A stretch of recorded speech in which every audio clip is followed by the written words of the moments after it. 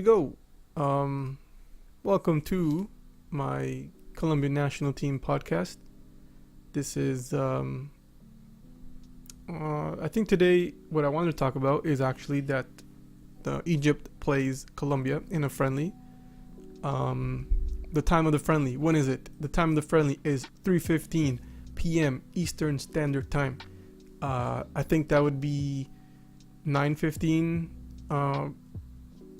in Europe. You guys could do the math from Eastern Standard Time. Eastern Standard Time. I know it's 2:15 p.m. In Bogota. So that's the time. Where is the game being played? It's actually being played in Italy. This is a long one. Stadio Atleti Azzurri d'Italia. And this stadium holds 21,000 people, so it should be a pretty good atmosphere. Hopefully it's like a good mix of Colombians and Egyptians. I know usually Colombia, when they play outside of Colombia, it still feels like they're playing in Colombia because there's just so many Colombians outside of Colombia. Or they make the trip, I'm not really sure. There's always a lot of Colombians. There's always a pretty good Colombian presence. And, the stadium belongs to Atalanta, which is a Serie A team. So again, big stadium, good atmosphere. It should be a good game. It should be a very exciting game. I know Egypt is coming in without Mo Salah, which kind of sucks because I really wanted, Egypt to be 100% and Colombia to be 100%, just so we get a pretty good look at what Colombia is gonna look like in the World Cup. I know the first team Colombia plays is Japan, and they actually came out of a loss. They lost 2-0 to Ghana, but I saw the game and I'm not gonna really, I'm gonna take the result not too seriously because Japan. I mean, the 2 goals didn't come from open play. They were, I think it was a free kick, and in a penalty. There were some pretty silly mistakes that led up to those goals, so I'm not really taking that scoreline too seriously. Japan played really well.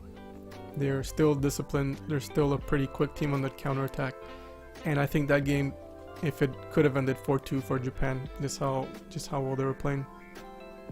But so Egypt, Colombia today, 3:15 p.m.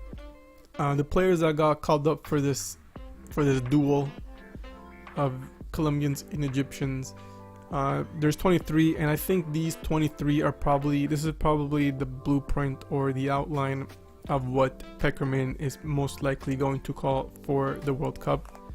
He might not change a lot. Some of the people he called, I think, in this lineup, solidify, if not, confirm everyone's belief of who is and who is not going. But let's start with the goalkeepers. Like usual, David Ospina, Camilo Vargas, Jose Fernando Cuadrado. Those are the 3 that he called up, and I'm actually a bit sad not to see Ivan Arboleda, just because I thought I made a pretty good argument, and Peckerman didn't listen to me, so I'm gonna have to give him a call. He didn't listen to my argument of taking the youth to the World Cup. He decided over Cuadrado, and I guess it's credit to him. Cuadrado, this could possibly be his last World Cup. So, and Arboleda has many more to come. So I guess that's the reason why he chose Cuadrado over Arboleda, which kind of sucks. Like I said, sending him right now, I think he's 21. Sending him right now would have been huge for him, confidence-wise and professional soccer-wise, because he would have been able to train with the national team, which is huge. But so those are the 3 he called up for the goalkeeping position. Defenseman, again, I don't think this is going to change too much from the final 23.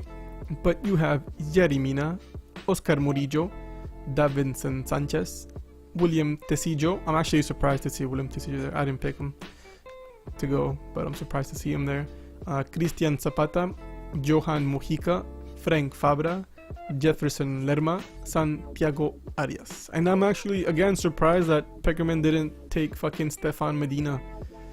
And I think the curse has been lifted. Peckerman has finally got hand of that sex tape that Stefan Medina has been blackmailing him with, because he's not there, and that's only good. That's positive things for Colombia. We might even win the World Cup without Stefan Medina, doing some sort of voodoo. So I'm glad he's not there. The midfielders, we have Juan Guillermo Cuadrado, Carlos Sanchez. Now this is a tongue twister. Jose Heriberto Izquierdo. Now that's a Heriberto. That's like a name I haven't seen too often. It's a very exotic name. Heriberto Izquierdo. Mateus Uribe, I'm glad he's going. I'm so glad he's going. I have, I'm the hype train for Mateus Uribe. I think he has a lot to offer. Wilmar Berrios, Juan Fernando Quintero, Abel Aguilar, and James Rodriguez bringing up the rear. James Rodriguez, again, obviously, if he has the same form, or if he can play the same way he's played for Bayern for the World Cup, in the World Cup, I think Colombia would get very far. And the forwards are Miguel Angel Borja, Carlos Baca, Luis Fernando Muriel, and Radamel Falcao Garcia. For those ones, I'm sad not to see Zapata go. Duvon Zapata, I thought he's like Jackson Martinez replacement. And I guess he picked Baca over him. Again, Borja, I don't know. Borja, for me, I was 50-50 about him, but I guess not for Peckerman. I don't see Borja as being the main striker. He's more of a supporting striker. He provides good assists, and he's pretty fast on that left side. So, I mean, that's going to be Colombia's strongest side, that left side, because you're going to have Frank Fabra, Muriel, and then you're going to have, if Borja plays, you're going to have Borja on that side. And I know one goal against Ecuador, Borja assisted James. And, Borja will play that side pretty well. He played the supporting striker role pretty well and pretty much unbalanced Ecuador. I think Colombia won that game 2-0 or 2-1 or something like that. And it was an away 3 points, which was really important in the South American qualifiers.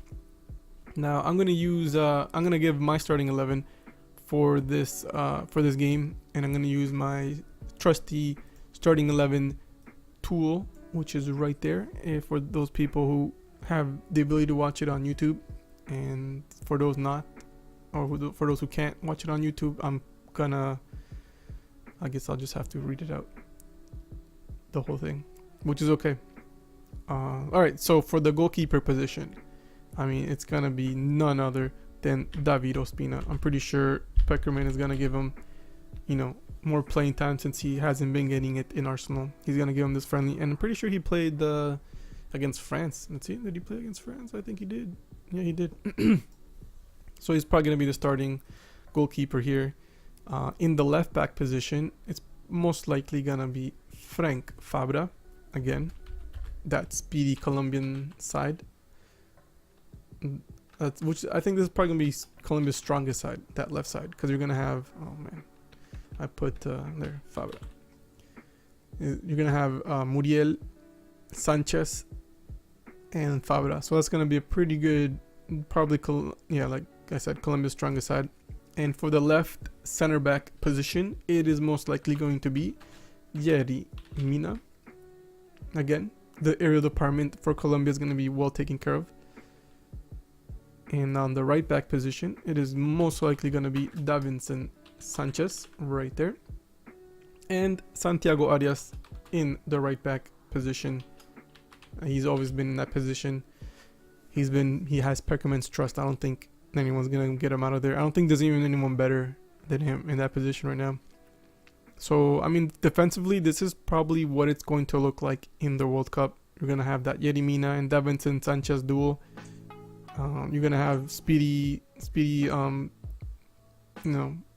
left backs and right backs. They're gonna probably push up a lot, and and hopefully the center backs can fill in the spaces that they leave behind, or the defensive midfielder. So like I said, this is most likely going to be Carlos Sanchez right here. With now this position, this position here, I think it's going to be it's going to be up for debate on who gets this starting 11, this starter position, because in the past Peckerman has put in Mateo Uribe in this position, and then the right winger would have been Cuadrado. I know against France, Cuadrado was injured, so he put Abel Aguilar, and he actually put Mateo Uribe as the right winger up front with James. But I think he will most likely put Abel Aguilar against Egypt. So this is probably gonna be the duo that's been carrying Colombia defensively and just balancing us out for the counterattacks. Again, Abel Aguilar with that experience, and Carlos Sanchez, who's now an experienced midfielder and could possibly be as good as Aguilar in that position. I just feel like both of them there is going to be really, really strong.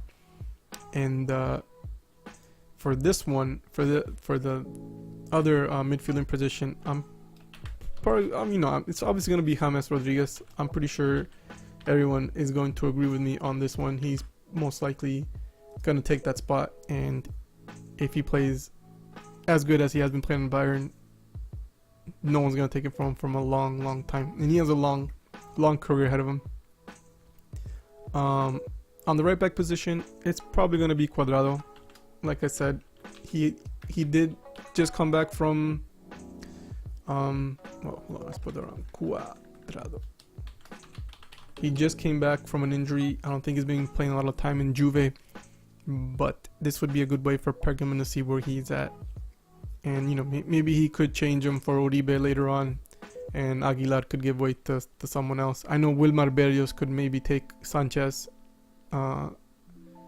maybe give him a rest or something in the World Cup if Colombia does get very, very far. It's good to have options.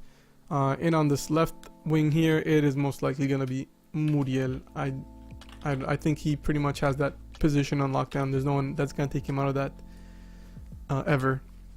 I think the France game solidified his Peckerman's confidence in him, and I don't think.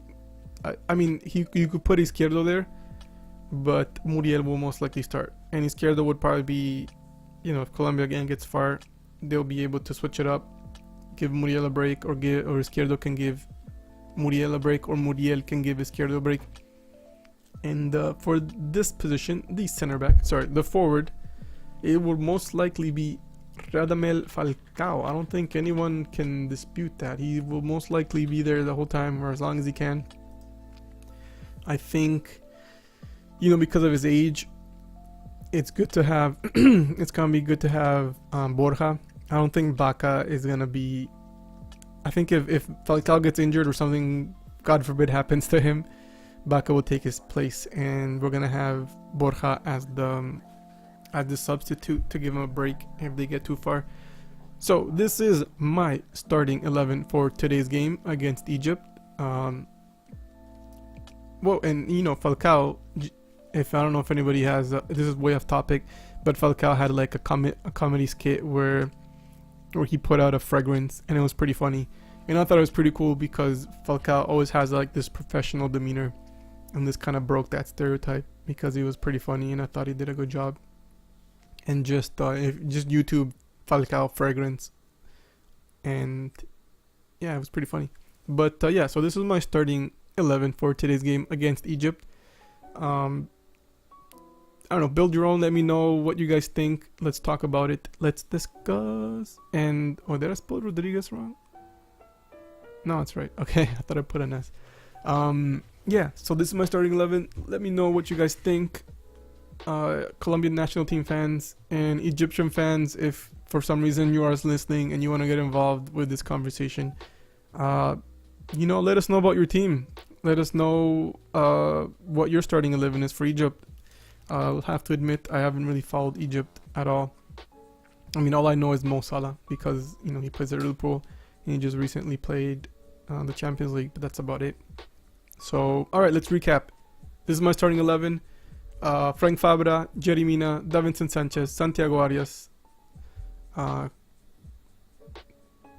Maybe I should probably start with David Ospina. So we have in the goal kick position David Ospina, left back Frank Fabra, center back Jerry Mina, the other center back Davinson Sanchez, right back Santiago Arias, defensive midfielder That's a tongue twister. Carlos Sanchez, the other defensive midfielder, Abel Aguilar. And I think James was going to be either an attacking midfielder or he's going to stay in the middle and just be the engine of Colombia. He's going to be the, he's going to control the moments, pick out the passes, control the tempo. Hopefully he does well. I think he will. So yeah, James Rodriguez. And in the left side, we're going to have Luis Muriel. And on the right side, it's most likely going to be Cuadrado with Falcao bringing up the striker position. What time is the game? The game is going to be 3:15 Eastern Standard Time. I think it's 9:15 in Europe or most parts of Europe, 2:15 in Bogota. PM, by the way, this is PM. The game is going to be Egypt-Colombia in El Estadio Atleti Azzurri d'Italia. And that's pretty much it. Hopefully, I'll probably watch the game and then give not a highlight, but I guess my opinions and whatever about the game on Saturday. Hopefully I can put one of these out as quick as I can on Saturday, and then we could all talk about it, and we could either be really happy that Colombia won or just be really pissed off that they lost. But my score prediction, I'll give out 3. Usually I give out 2, but I'll give out 3 just to give him the benefit of the doubt and just cover all my bases on how this game. I know it's not going to be a tie for sure. It's just the way that Colombians been playing and how high in confidence they're going to come in to this game. It's either going to be Colombia 2-0 or Colombia 3-1. And the benefit of the doubt I'll give myself, just in case Egypt does play really well without Mo Salah, it might be a 2-2 tie. I think there's gonna be a lot of goals in this game, just because everyone has something to prove, and every one of these players has something to prove, because the final 23 for the Colombian squad has not been decided yet. So this would be a great way for them to show that get their ticket from Peckerman for the World Cup. And Egypt, the Egyptian national team, they gotta prove that they're still a team without Mo Salah, that they're still competitive, and Mo Salah isn't the team, he's just part of the team. So I see a lot of goals, a lot of excitement, a lot of good stuff. Yeah, so let me know, I guess, what you guys think. Get some conversation going, and yeah, all right, I will see you guys after this game. Hopefully it goes well for Colombia. But all right, here we go. And all right, I guess that's it. Peace out.